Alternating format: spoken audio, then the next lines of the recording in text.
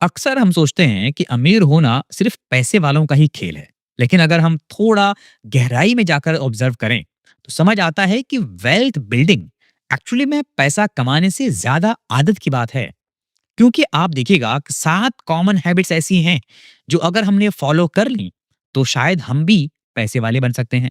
अब देखिए, अपने आसपास आप एक बार नजर घुमाकर देखिएगा तो आपको कुछ ऐसे फाइनेंशियल पैटर्न्स देखने को मिलेंगे, कुछ ऐसी हैबिट्स देखने को मिलेंगी उन लोगों के अंदर जो पैसे वाले होते हैं। वो ना एक लूप की तरह काम करती हैं। आप कितना भी कमा लें, अगर आपके अंदर वो हैबिट्स नहीं है तो वो आपको वापस उसी जीरो पर ले जाएंगी। तो आज हम कोई यहाँ पर लेक्चर नहीं देंगे, बस उन 7 कॉमन हैबिट्स को ऑब्जर्व करने की साथ में कोशिश करेंगे और जानने में ये हम देखेंगे कि हम उन्हें किस तरीके से जानकर उन हैबिट्स को अपने अंदर डालकर हम भी पैसे वाले बन सकते हैं। तो कभी भी जाने अनजाने हम उन हैबिट्स को अगर फॉलो कर रहे हैं तो हमारा मतलब हमारी रिस्पॉन्सिबिलिटी बनती है कि हम उन्हें सीखें और आज ही हम उन हैबिट्स को सही। तो सबसे पहली चीज है टुमारो सिंड्रोम। उसके बाद दूसरी चीज है checking the price tag note the value. और तीसरी हैबिट है नॉट बजटिंग लिविंग। इसके बाद है चौथा buying things to impress people. और पांचवा है relying on a single income. और छठा है thinking you know it all. और सातवां है surrounding yourself with no non achievers. तो ये 7 हैबिट्स हैं जो देखने को मिलती हैं। अब अगर हम इसको डिटेल में देखें तो सबसे पहली हैबिट है द टुमारो सिंड्रोम, प्रोक्रेस्टिनेशन जिसे आप कह सकते हैं। अब देखिए, ये ना एक्चुअली होता क्या है कि जब आप पहली हैबिट की बात करें, इन्वेस्टमेंट को हमेशा वो कल पर टालते हैं। अक्सर लोग सोचते हैं कि जब सैलरी 1 लाख रुपए होगी तब सेव करेंगे, तब खर्च करेंगे, लेकिन ऑब्जर्वेशन ये है कि जो आज 1,000 नहीं बचा पा रहा वो कल 10,000 भी नहीं बचा पाएगा। टाइम की वैल्यू पैसे से ज्यादा होती है और कल कभी नहीं आता, ये हमें समझना पड़ेगा। और यही चीज ज्यादातर लोग नहीं समझते और इसी वजह से वो अपना पैसा बर्बाद करते रहते हैं। इसके बाद है second, checking the price tag not the value.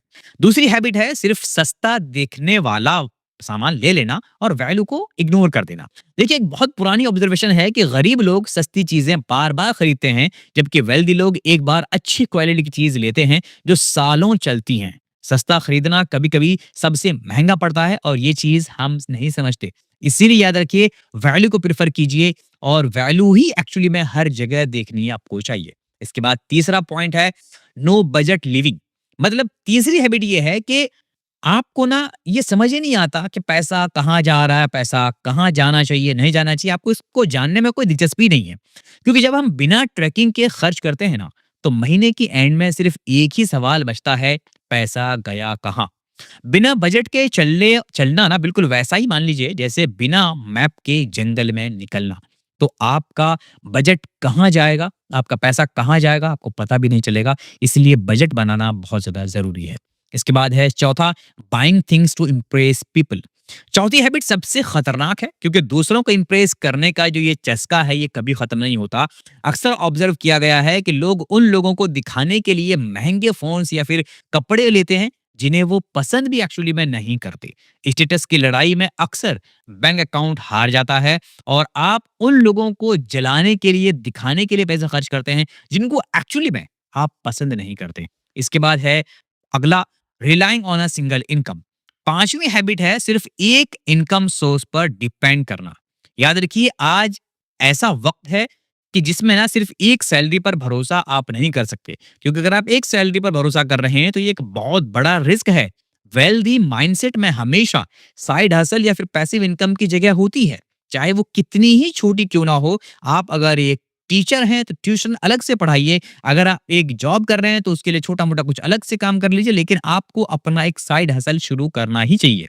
इससे आपकी इनकम का सोर्स बढ़ता है।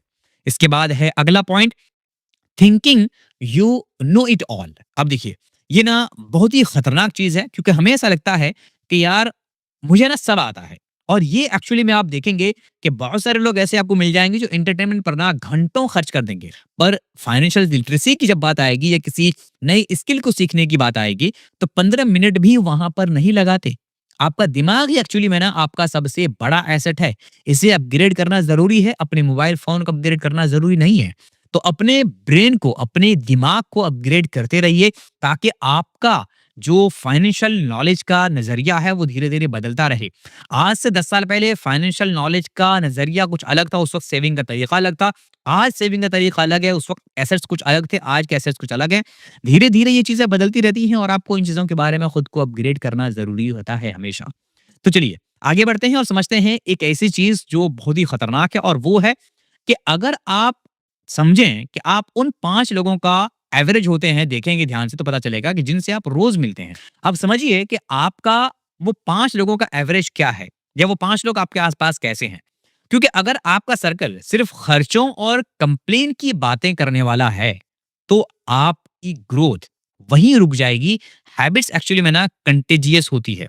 सही सर्कल चाहिए उसके लिए और सही सर्कल आप चुनेंगे तभी एक्चुअली में आप उस लाइन में बढ़ेंगे और आप उसी डायरेक्शन में जाएँगे। अगर आपके आस-पास लोग वैसे नहीं हैं, तो आप भी वैसे ही बन जाएँगे जैसे आपके आस-पास के वो 5 लोग हैं।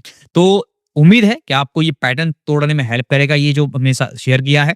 ये हैबिट्स कोई परमानेंट बीमारी नहीं होती हैं बल्कि बस एक पैटर्न है जिन्हें थोड़ा अगर हम ध्यान दें तो आसानी से तोड़ सकते हैं और अगर हम आज से एक आदत भी बदलते हैं, तो अगला साल हमारे बैंक बैलेंस के लिए बिल्कुल अलग हो सकता है क्योंकि इन 7 में से अगर एक हैबिट भी आपने बदल दी, तो आपकी बहुत सारी चीज़ें सही हो सकती हैं। तो आपको क्या लगता है, इनमें से कौन-सी हैबिट सबसे ज़्यादा कॉमन है? कमेंट में ज़रूर बताना। मैं हूँ शमशीर अली, कल मिलते हैं एक नए लॉजिक के साथ। तब तक बी वाइज़ और stay invested. Thank you so much.